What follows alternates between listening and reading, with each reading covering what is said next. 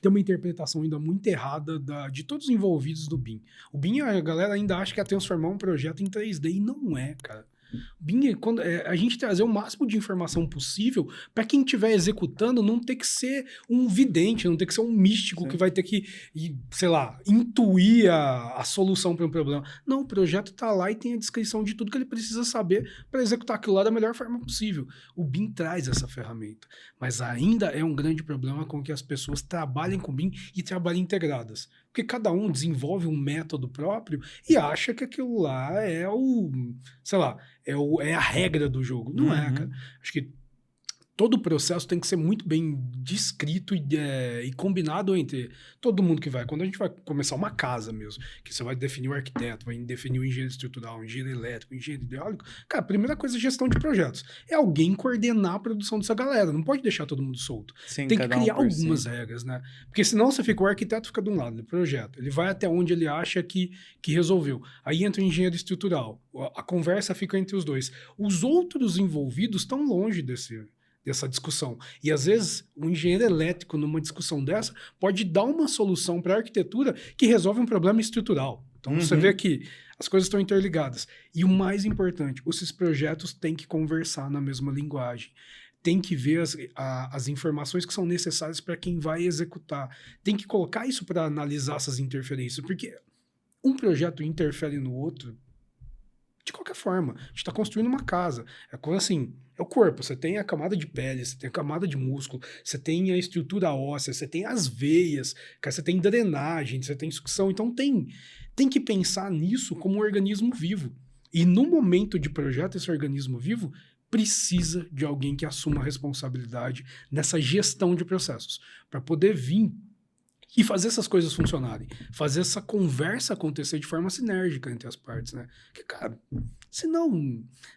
o arquiteto pode entregar o projeto mais fantástico do planeta, mais criativo, mais disruptivo. O Uhum. engenheiro estrutural chegar a criar uma estrutura fantástica, mas que não vai funcionar uma coisa com a outra, cara. E você vai ver esses problemas, não vai ser na fase de projeto. Você vai ver lá na hora que estiver executando na obra. A hora que der um problema, que você vai ter que intervir em cálculo estrutural, que você vai ter que Uhum. intervir em dimensionamento hidráulico, elétrico, automação, sei lá.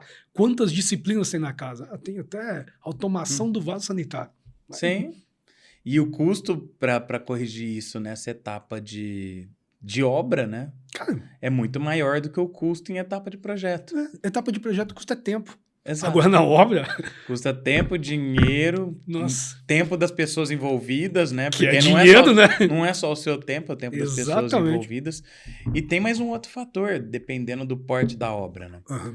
Porque, assim, principalmente aqui em Ribeirão Preto e muitas cidades pequenas também, acredito no Brasil de um modo geral, né?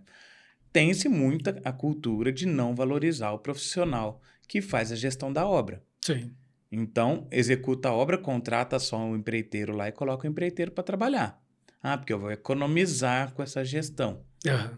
E aí não tem alguém ali para fazer, porque a gestão não é só fazer compras, né? O Não próprio que a gente é, falou. cara. E também não é só dar uma olhadinha na obra, tem que fazer essa gestão de cada etapa, que hora que vai entrar, como que vai ser, como que vai funcionar, que jeito que está no projeto, como que eu vou executar isso, como que eu vou concretar isso aqui, por onde que eu vou... Você está fazendo a viga baldrama, você já tem que estar pensando que jeito que você vai concretar, onde você vai posicionar a bomba-lança, enfim. Cara, gestão de canteiro de obra, né, cara? Exatamente. Onde eu Então, vou pôr as assim, coisas. se já se contrata o pedreiro, o empreiteiro para fazer o serviço direto sem um responsável técnico por aquilo, e o projeto chega na obra sem compatibilização, onde o cano está passando no meio da viga, não vou generalizar, mas existe uma enorme possibilidade desse pedreiro simplesmente arrebentar a viga e atravessar o cano no meio dela, porque é o que está Ele vai pedindo. cortar até a armadura se for Se atrapalhar estiver ele, cara. atrapalhando. Entendeu? Cara, é complicado, né? Então tem um custo muito maior que está invisível. Sim, sim. Que às vezes a pessoa não vê, quer dizer que a casa vai cair? Não, porque assim, para derrubar uma estrutura você tem que ser muito bom, Não, tem que ser né? muito bom. Você tem que ser muito bom. Mas tem gente que Mas consegue, tem hein, gente que cara? consegue, tem gente que, Nossa, cara, rapaz, faz um esforço para é isso. absurdo, né, cara? Mas você está prejudicando totalmente a sua estrutura Sim, por conta de um problema de projeto. justo. E aí não tem alguém lá na... Chegou lá na ponta, não tinha essa pessoa para fazer essa gestão e essa correção do problema, aí solucionaram do jeito que A cabeça mandou solucionar. Cara, de novo a gente fala do bombeiro de obras, né? Exato. Que vai ter que ir lá e solucionar no menor esforço possível para poder não segurar os outros trabalhos. Mas esse é um grande problema, né?